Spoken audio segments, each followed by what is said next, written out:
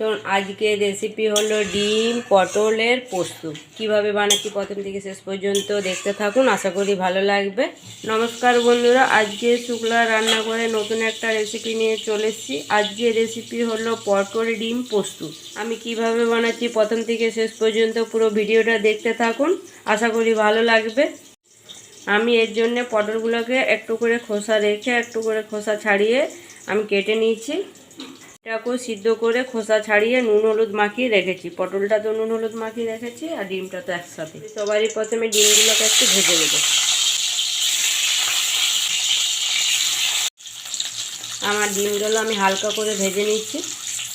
এবার ডিমগুলোকে আমি তুলে নেব। এবার পটলগুলোকে ভেজে নেব।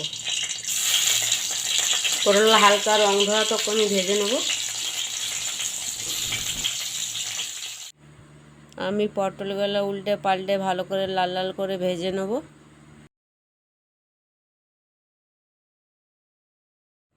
লো টু মিডিয়ামে করে করে আমি পটলগুলো সময় ধরে লাল লাল করে ভেজে নিচ্ছি। এবারে পটলগুলো আমি তুলে নিচ্ছি। বাকি পটলগুলো আমি এইভাবেই সব ভেজে নেব। আমি পটল ভাজা কড়াইয়ে তেল দিয়ে দিচ্ছি। পোস্তটা চাপানোর জন্য ফোড়নে দিয়ে দিচ্ছি শুকনো লঙ্কা আর কালো জিরে। আমার ফোড়নটা ভাজা ভাজা হয়ে গেছে, ফোড়নটা থেকে মিষ্টি গন্ধ ছেড়ে দিয়েছে। এবার দিয়ে দিচ্ছি পেঁয়াজ কুচনো। পেঁয়াজটাকে আমি লাল লাল করে ভেজে নেব। পেঁয়াজটা আমার ভাজা ভাজা হয়ে গেছে। এবারে ঝালের জন্য দিয়ে দিচ্ছি কয়েকটা চেরা কাঁচা লঙ্কা।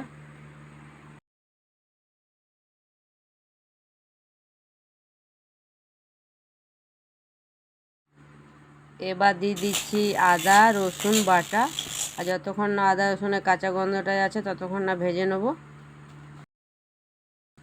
এবার দিয়ে দিচ্ছি টমেটো কুচনো।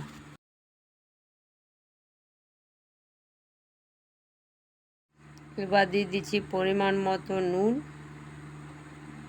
নুন দিলে টমেটোটা নরম হয়ে যাবে।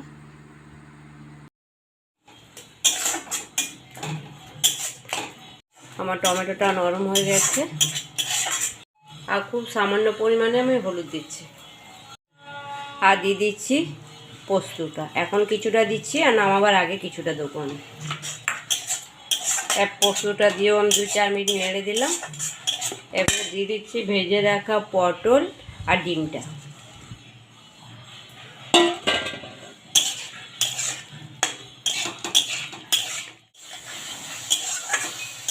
আমি মশলা পোস্তর সাথে পটল ডিমটা দিয়েও 2-4 মিনিট আমি কষিয়ে নিলাম। এবারে দিয়ে দিচ্ছি পরিমাণ মতো জল।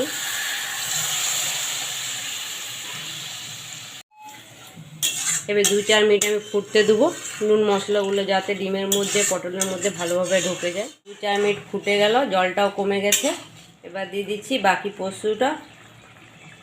এই টাইমে পোস্তটা দিলে যে পোস্তর গন্ধটা আছে সেটা ভালো ওঠে নামাবার সময়।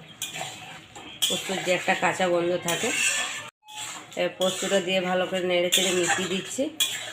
আর উপর থেকে দিয়ে দিচ্ছি 2 কাঁচা লঙ্কা আর একটু সর্ষের তেল।